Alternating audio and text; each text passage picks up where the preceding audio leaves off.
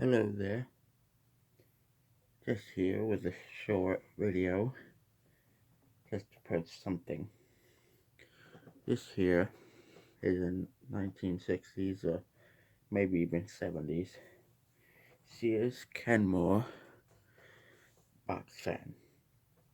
The reason it's here today is because we have to take apart the motor and see why it's making a clicking noise. I've already been into this motor once and I noticed there was a problem with the shim. It seemed like it was quite worn out, but I didn't bother to replace it at the time. But now the clicking is getting worse, and I have oiled both the front and rear bushings, and it's not doing anything. So I figure let's tear into this and see what we can do. Okay, first, now don't worry about me scratching up this grill. This isn't the original paint, and even if it was, it's already scratched to heck. It's been repainted once, and I need to get it properly repainted with a clear coat. This is just a temporary coat.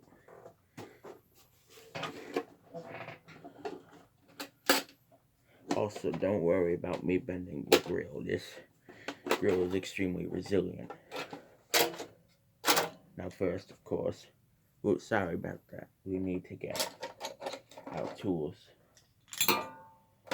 Unfortunately, I did not take the time to organize my toolbox, but luckily our tool is right here. Eventually, though, we will need more, but for now, let us set it off to the side. I know I already have the right socket on here because the last time I used this was on this fan.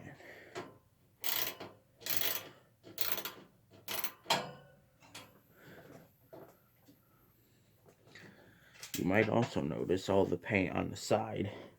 I mean, this side's not a great example, but the top and you might notice around the front that other colored paint needs to be redone as well. And I'm aware it's kind of like a hammered paint, and I just haven't had the time to get some. Also, these are in fact just regular self-tapping screws that they used. I mean, they're not standard because they're short, but for the most part, they're just self-tapping screws.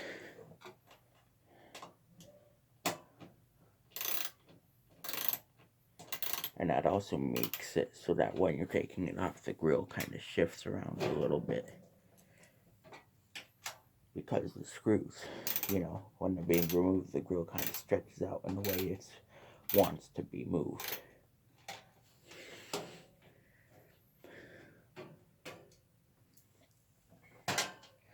This fan has 2 speeds. It uses a basic dial on the top. It has 2 off modes and a high-low selection. Also, this badge comes off. It's only got little clips on the back that just bend right off. Okay, well, next, what I need to do is flip over to the other side. Now, it does spin very freely, and it doesn't click when you spin it by hand, but only when it's on low does it click. I don't believe, it does click just a little bit, but very, very little compared to low when you put it at high. It's very much quiet compared to low when it's at high. But I don't use high very often because it is quite a powerful fan. Anyways, so next what I'm going to do is I'm going to flip the fan over and take the 3 nuts that hold the motor on off. I'm not going to take off the rear grill because it's got the same situation as the front, where there's paint, doesn't matter if it's scratched a little bit, plus you can reach in to take off the nuts without removing this grill. First, let me find my tools.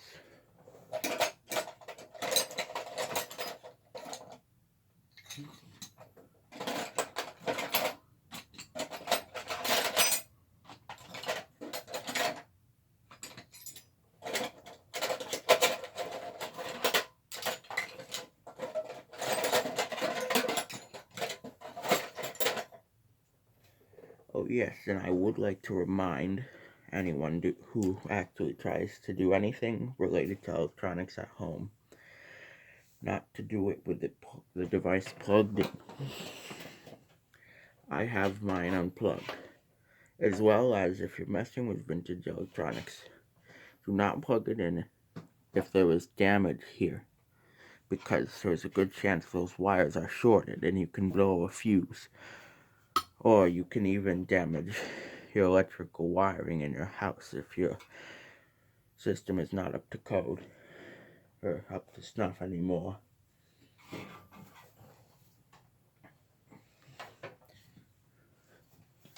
Usually when I get something that has a bad plug on it, I take these standy little plugs that you just strip the wire and screw, and those work extremely well for me. Now we take a wrench, a ratcheting wrench, and place it through the grill to remove these.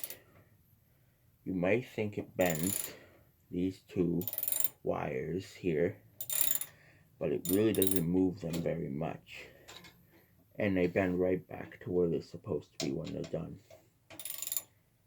Even if it did bend them, it's extremely easy to bend them back into place when they are bent.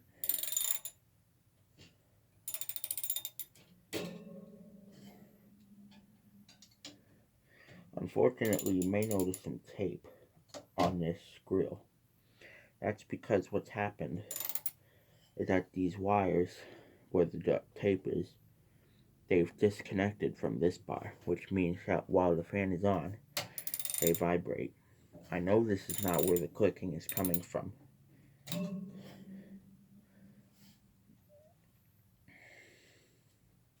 But that's what the tape is for, is to mitigate too much vibrations. Next, before we take out the motor all the way, we're going to remove the potentiometer, or selector switch, because the wires here go directly to the motor, and we can remove the motor much more if we remove this switch. It's very easy and takes almost no time. You pull off the dial. Now originally I believe there was a metal thing inside of here to keep it from wiggling on top of here. That's been missing on this one, or maybe it didn't come with one. So what I had to do was take a flat screwdriver and split this apart a little bit to get it to fit better in here. Anyways, now back to this. Now, we have to I recommend getting a wrench on here,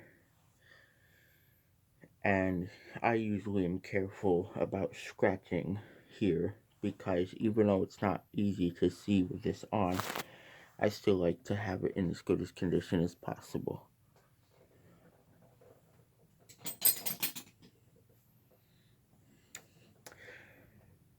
That's definitely not the size.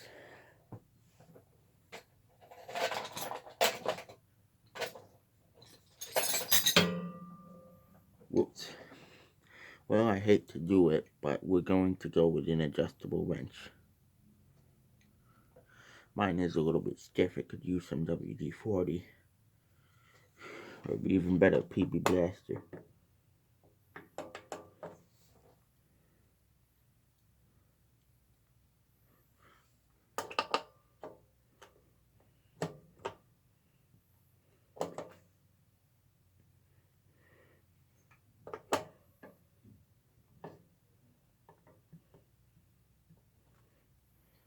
Unfortunately, it's not like a modern wrench where I can adjust it while I've got it on a nut, because of the fact that it's not oiled enough to do that.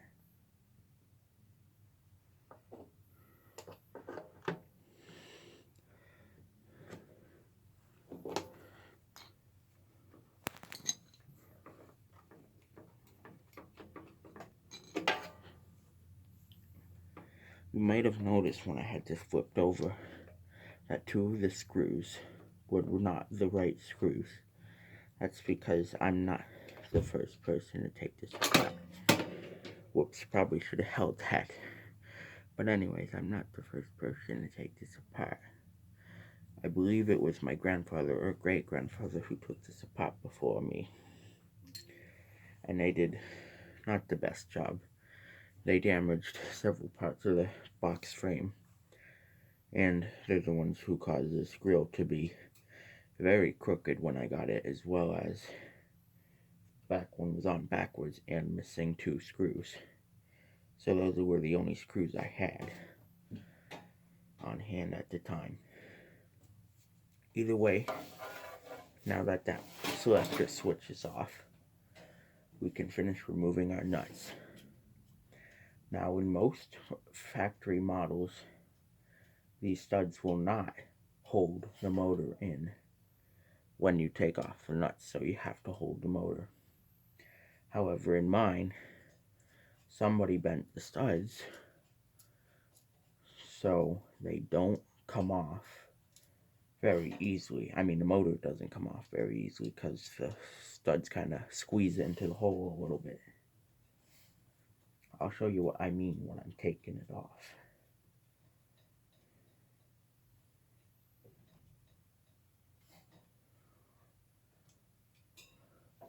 All 3 of the nuts off, and the motor doesn't move. And that's because of what I mentioned earlier about the studs. Before I take off the motor, I'm going to remove the washers because, well, gee, that just fell into the motor. It's not a big deal because it's right in plain sight. So what I'm going to do is take a pair of needle nose pliers and try and bite at it.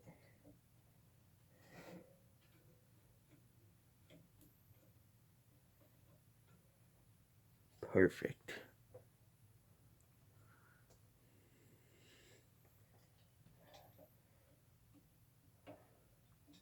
I just got the great idea to use the pliers on all the nuts. Or I mean, yeah, these are pliers. On all the nuts.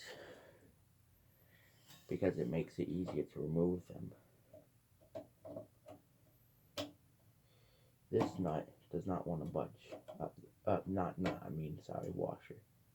But there it goes. And you saw the motor jiggle a little bit. But it's still not coming off, even with everything that connects the motor off. Okay. Now the motor's not falling out. And even if it did, there's a bed. Whoop. I'm sorry about that. Let me get that fixed for you.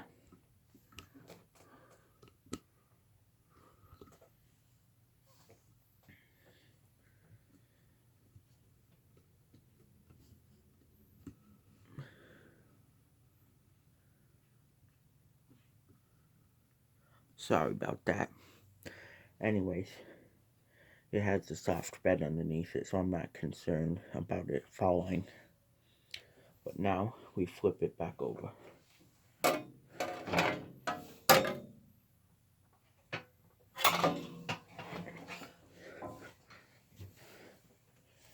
Here we are. Now the motor will just lift out. However, because of my studs being slightly bent, it does want to hold in more than factory. So you just wiggle it a little bit. Also, let me get you in for a close look here. You can see right here a hole where the wires for the switch go through. Now this should be flush against this, but what you can do is take a flathead screwdriver and just bend it just a little bit, and it allows the wires to pop right off out of the hole. Now, I could have made it a little wider, which I might do, because the wider the easier.